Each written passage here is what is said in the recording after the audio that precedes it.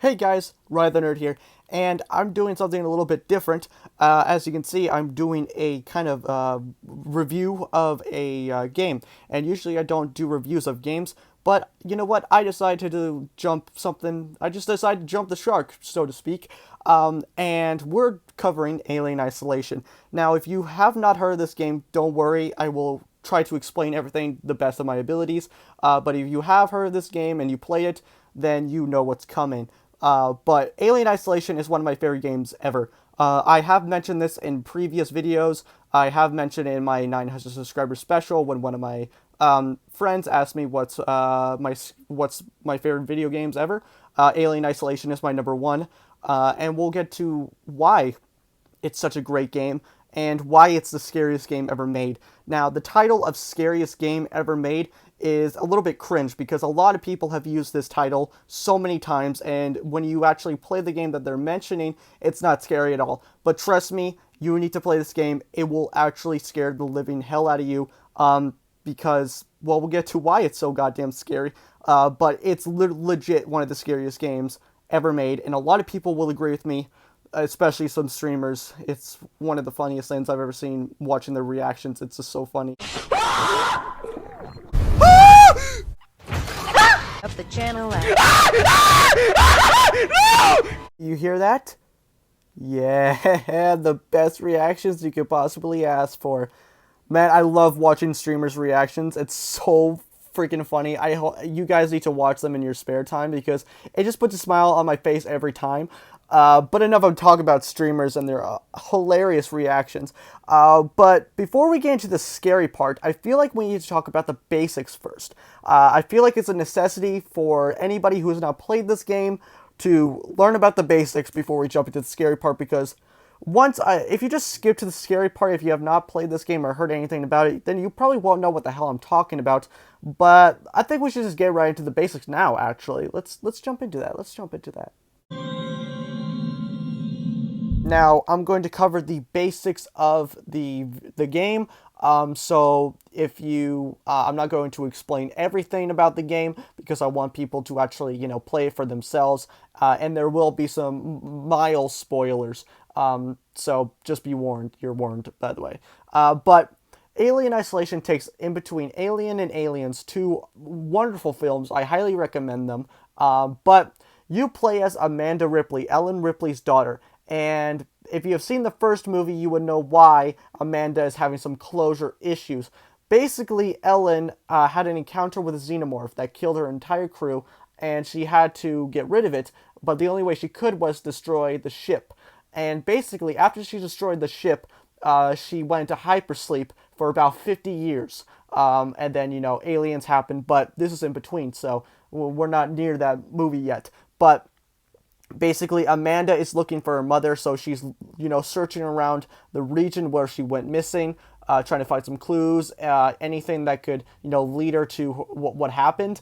But basically, when she finds out that there's a space station called Sevastopol that has the Nostromo's flight recorder unit, and basically, she is willing to come along with Samuel, who is a android, and Taylor, who is Taylor. There's nothing to explain. But basically, they go to Sevastopol, they get separated by some space debris, and basically, then, you find the flight recorder, and then, you try to survive from, working Joes, androids, and an alien, and people. So, yeah, that's basically the basics of, the game. But that's basically all I can tell. I will explain more into, the why it's so scary section. So, I think we should get right into that, actually. It was a pretty quick basic section, but I think it was short, but I think it was necessary for people who haven't played the game or, that just are a little interested in the game. So, yeah, I think we're going to jump right into the scary bits now.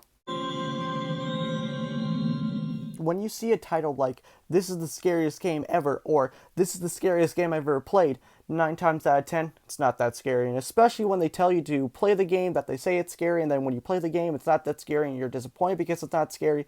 Trust me, guys, Alien Isolation is not one of them. It's a terrifying game, and I'm going to explain later why it's so terrifying. But also, you don't need to be an Alien fan to enjoy this game. So anybody can play it. If you're an Alien fan, if you're a horror fan, if you're just a video game fan in general, you will have a fun time playing this game. Now, before you even load the image, load the game, you get this horrific sight.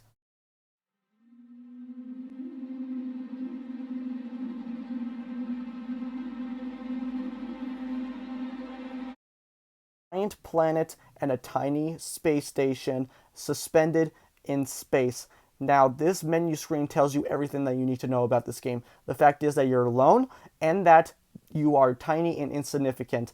And it really puts the fear of being alone. And this game does a tremendous job of portraying that fear because being alone to us humans is a terrifying thought. None of us want to be alone, but the fact is that you're alone in space and that there are murderous obstacles all around you, it's very terrifying as well. And you can't, call for help or there's no help around you. It's very terrifying, and the game does an excellent job of putting you in that fear, that state of dread, so to speak, and that's what I really like about it. And they also did a great job with the look of the game as well, where the game looks identical to the very first Alien film, which I can really appreciate it because I love that film. Every single scrap on the floor, every wall panel looks identical to the Alien set, and I really like it. And especially with the technology in the game, where it's very futuristic, but it's also very 80s, and the fact that it is very futuristic and also kind of old school as well, it really also doesn't really help in that much for you as well, because it's very slow, especially when you're trying to open a door with a computer. It's very slow, and especially if there's an alien right behind you, you really want to get that door open. But the fact is that the technology is so, kind of outdated, so to speak, in our terms. And it just really just puts you in the fear of that, like nothing is helping you and stuff like that. And that's really true because nothing really does help you.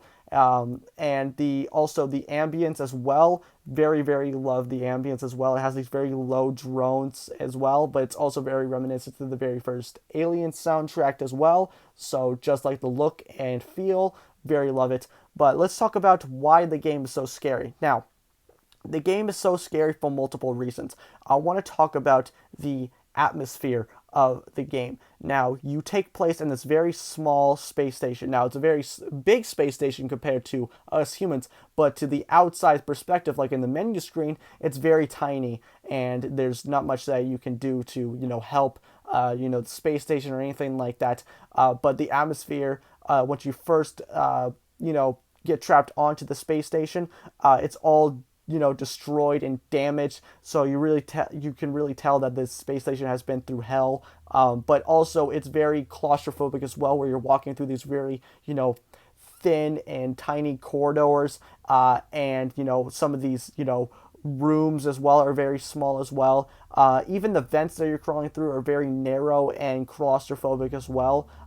And also you are also trying to hide as well, but you're also hiding in these very tight spaces, and you're trying to lean back as far as you can, especially when you're hiding from the alien, but you can't because it's so tiny, and you don't want to break your controller because you're pushing so hard to try to move the player back.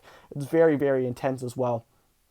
But what I really like about this, especially when in the beginning of the game, the lighting as well. The lighting is also very dark and dingy as well, but also when you do get lights, when you find flares, especially at the beginning of the game when you have no weapons, no light or anything like that, you have to find flares to light your way, because the lighting is very dark, and it really plays into the damaged look that the space station is going through. So when you use the flares, you get it's very bright, and you kind of feel comforted that it's bright, but the fact is that you can't really see much in front of you because it is so bright. So if you see something in the corner of your eye, you're like, oh god, what is that? But you can't really get a good look at it because of the flare is so bright. And it's just really, you can't really see what's in front of you. And also when you do get the flashlight later on in the game, the field of vision of the light is very narrow as well, where it doesn't have a lot of range of motion, so to speak, where when you turn it on, it doesn't have a big wide view of the light. So that also plays in as well. Really love that. Now, but you also get to craft items as well. So you can use noisemakers, Molotovs, EMP mines, and all that good stuff. But once you do use them, they always make noise, and that always plays into the alien because the alien is always lurking around you, especially when you're in the beginning of the game because you can hear it crawling in the vents, even though that you can't really do, it can't drop down or anything, or you can hear its roar in the distance. It's always around you in this game. So if you do, have a Molotov and you're trying to get away, if you're like, oh, what if I throw this? Will the alien hear it? And especially when you get guns, because if you're trying to defend yourself against humans or working Joes or anything like that, and you fire them, the alien's going to hear it. So, and even if you do try to be big ballsy about it and try to go up against the alien and try to shoot it and kill it, you can't kill it because you don't have the badass marine guns that they do in Aliens. So you're really hopeless. But the guns do some sort of damage to androids and humans and all that stuff. But even then, they do take they do take a lot of hits to get down. So even then, you're still kind of hopeless. And you do get a flamethrower later on, but it just doesn't really. It works with a favor when you're working against the alien, but I'll talk about that later. But you do get a flamethrower, but it does help you a lot. So it really works so much better than your items that you have or your guns, but they all are very very useful, and you do need them to progress in certain sections of the game.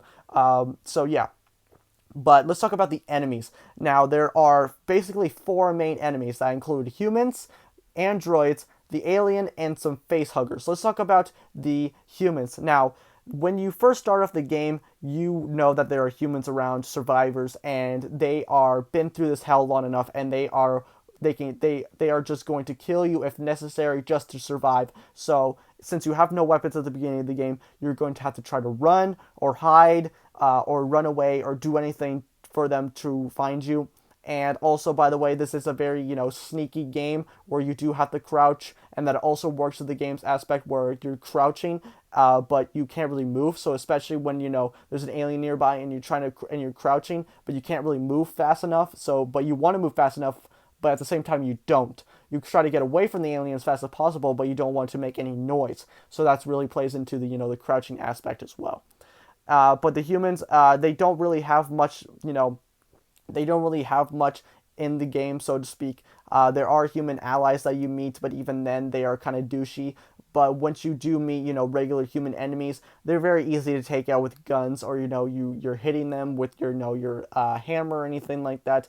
They're very easy to take out, so they're not that hard. But even then, if you're running out of ammo or you're hiding, you're like, oh god, please don't find me. But yeah, the humans are not that great, in my personal opinion. But they do some, sort of effect for the horror aspect.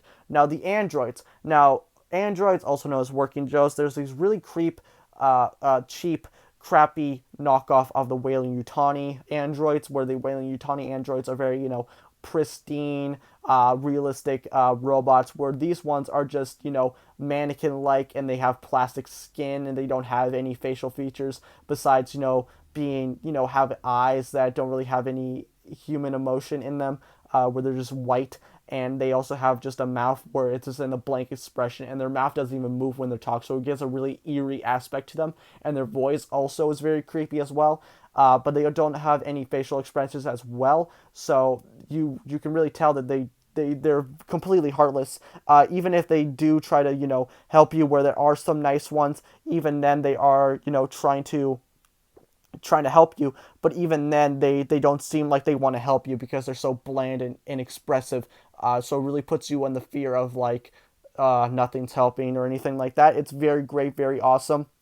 And also, what's really terrifying about it is that there's never just one android. You're always going to find in them groups of two or more. But even then, if you do shoot one of them or hit him or anything like that, all of them are going to come after you. So the only thing that you could do is hide. And even if you do hide, they're going to find you and catch you eventually. Or you can outsmart them with your items or anything like that. But if you do decide to run, if you run out of ammo, or or you don't have any items left, the alien is going to find you. Like I said before, the alien's always around you, and I really like the fact that these mechanics always interconnect with each other, where it always plays into the alien because the alien's always around you. So even if you do try to run away from another threat, like the alien's going to come at you and just wreck your entire day. But yeah, now let's talk about the face huggers. Now the face huggers are just very basic enemies where you can just burn them with the flamethrower and they're pretty gone. But what's really terrifying about them is that they're very tiny because they're also like they're hiding underneath these boxes all the time. So if there's a giant stack of boxes, you're like, oh god, are they there or anything like that? And they're really tiny as well, so you can't really see them unless it's too late. But they're pretty basic as well. They come later in the game when you find the nest. Then they pop around frequently, but they're very easy to deal with. But they are very fast as well, so you have to really be quick on your feet and kill them fast as possible. But also, they also alert the alien as well, because when they die, they get a big screech out of them, and that also alerts the alien. Now let's talk about the main attraction himself, the alien. Now the alien is the most terrifying threat that you could possibly have in a video game, in my opinion, because it's always around you, like I said, but the thing is that you can't kill it. No matter how many times you shoot it, and even if you do have the flamethrower, the flamethrower is only just going to anger it or, scare it away, but the alien is always just going to be around no matter how many times you shoot it or, try to, outsmart it. It's always going to be around you, so it's always a lurking presence. And when you do get the noisemaker, where the noisemaker can help you in certain aspects, but, once you see that green dot pop on that motion tracker, you're always like, oh god, no, no, no, no, especially when it's right on top of you or right below you. It's very terrifying as well. So you always got to be quick on your feet and very slow as well. But the worst part about the alien, well, it's not worst, but it's a great part, that it doesn't have a scripted pattern. When you're going up against the alien, all bets are off. The alien can play tricks on you. It could turn around and fool you, because you can be hiding in the locker and it turns around and then bam, it opens the door and it just kills you right then and there. So it has no scripted pattern in AI, so that really makes it terrifying. The only goal of the alien is for it to kill you and find you, but it also learns from what you do. So if you hide in lockers most of the time, it's going to check the lockers. If you hide under tables most of the time, it's going to check under tables more than not.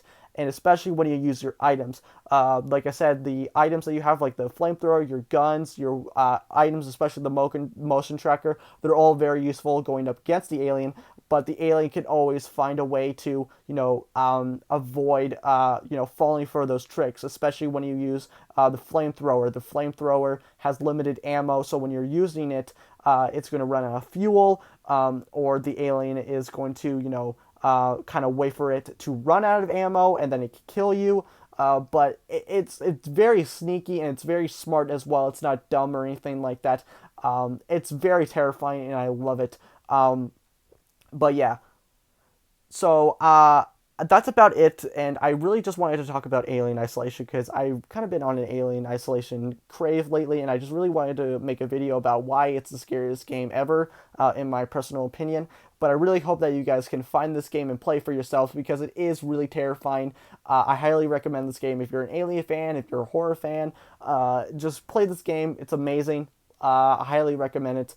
But that's going to do it for me, guys. I hope you enjoyed this video. Like, comment, subscribe. I don't care if you do, but guess how much time it is. So, bye, guys.